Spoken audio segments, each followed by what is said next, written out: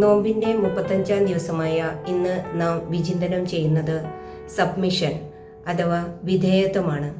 യാക്കോബ് ശ്ലീഹായുടെ ലേഖനം 4-ാം അധ്യായം 7-ാം വാക്യം. ആകയാൽ ദൈവത്തിന് വിധേയരാകുവിൻ, പിശാചിനെ ചെറുത്തു നിൽക്കുവിൻ, അപ്പോൾ അവൻ നിങ്ങളിൽ നിന്ന് ഓടിയകന്നുവല്ലോ.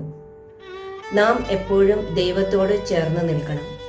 എല്ലാം അറിയുന്ന അവിടത്തേക്ക് നമ്മെ തന്നെ പൂർണ്ണമായും വിട്ടുകൊടുക്കാം. അവിടുത്തെ മുമ്പിൽ എളിമയുള്ളവരായിരിക്കാം. അവിടുത്തെ സംരക്ഷണയിൽ പ്രത്യാശയുള്ളവരായിരിക്കാം.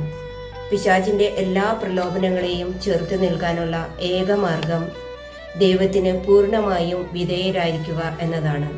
വിശ്വാസത്തോടെ ദൈവത്തോട് ചേർന്ന് നിന്നാൽ പിശാച് ഓടിയകലും. നാം ദൈവത്തിന് സ്വയം വിട്ടുകൊടുക്കുമ്പോൾ പിശാചിൻ്റെ എല്ലാ ശക്തിയും ഇല്ലാതാകുന്നു. ഒരു വ്യക്തിക്ക് വിധേയരാകുന്നത് മൂലം നാം തളരുകയല്ല, മറിച്ച് കൂടുതൽ ശക്തി പ്രാപിക്കുകയാണ്. നാം ദൈവത്തിൻ്റെ മുമ്പിൽ എളിമയുള്ളവരാകുമ്പോൾ നമ്മൾക്ക് ശത്രുവിനോട് പോരാടാനുള്ള എല്ലാ ശക്തിയും ലഭിക്കും. പാപവും പാപമാർഗങ്ങളും നമുക്ക് ഉപേക്ഷിക്കാം. ഈ നോമ്പുകാലത്ത് വിശുദ്ധ കുർബാനയും ഉപവാസവും പ്രാർത്ഥനയും കാരുണ്യ പ്രവൃത്തികളും വഴി നമ്മെ തന്നെ വിശുദ്ധീകരിക്കാം. നമ്മൾക്ക് നന്മയിൽ വളരാം. ദൈവത്തിൻ്റെ മുമ്പിൽ എളിമയുള്ളവരായിരിക്കാം.